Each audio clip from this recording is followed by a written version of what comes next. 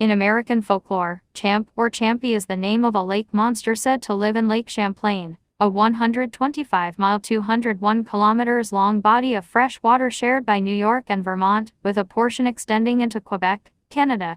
The legend of the monster is considered a draw for tourism in the Burlington, Vermont, and Plattsburgh, New York areas. Over the years, there have been over 300 reported sightings of Champ. The original story is related to Iroquois legends of giant snakes, which the Mohawk named Onierkafa. French cartographer Samuel de Champlain, the founder of Quebec and the lake's namesake, is often claimed to be the first European to have sighted Champ in 1609.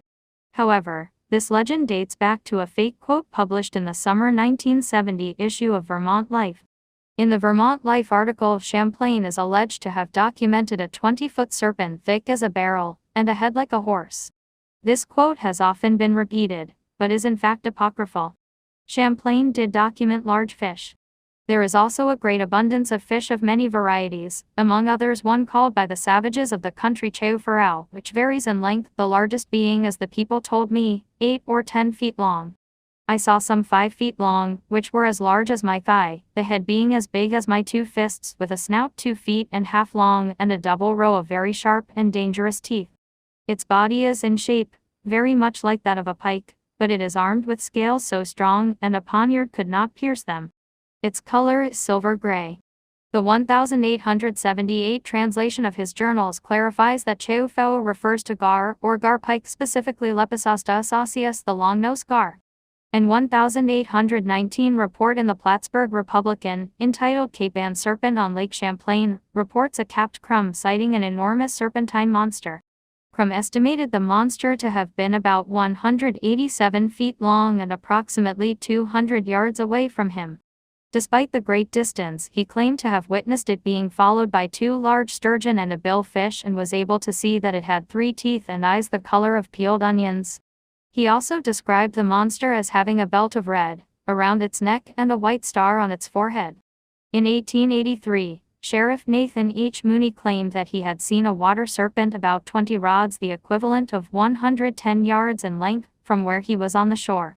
He claimed that he was so close that he could see round white spots inside its mouth, and that the creature appeared to be about 25 to 30 feet in length. Mooney's sighting led to many more alleged eyewitnesses coming forward with their own accounts of Champ. The legend of Champ captured the interest of P.T. Barnum, and in 1873 and 1887 the famous showman offered rewards for anyone who could bring him the monster. In 1977, Sandra Mancy took a photograph while on vacation with her family that appears to show the dinosaur with his head out of the lake. The entire bay of the lake where the photograph reportedly was taken is no deeper than 14 feet (4.3 meters). According to Joe Nickel, it is unlikely that a giant creature could swim, let alone hide, in such shallow water. It has been suggested that the object in the photograph could possibly be a rising tree trunk or log. In the book The Untold Story of Champ by Robert E. Bartholomew, it is further revealed that the original photo was sent to Philip Raines, a nautical expert at the State University of New York at Plattsburgh, so that he could examine and hopefully authenticate it. Raines quickly realized that the 2 most vital elements in verifying the photo were missing. Sandra Mancy said that she had thrown away the negative, and that she could not locate where she snapped the photo. Without the negative or location, it was impossible to determine with any degree of certainty what was in the photo. Possessing the negative would allow the image to be magnified to see greater detail, while knowing the location could reveal important clues such as the object's size and distance, and whether the photo was even taken on Lake Champlain. Raines could not authenticate the photo, and the story behind it led to big questions and potential red flags detailed in his book. Champ reportedly can be seen in a video taken by fisherman Dick Folter and his stepson Pete Bidet in the summer of 2005. Close examination of the images may be interpreted either as a head and neck of a plesiosaur-like animal and even an open mouth in one frame and a closed mouth in another, or as a fish or eel.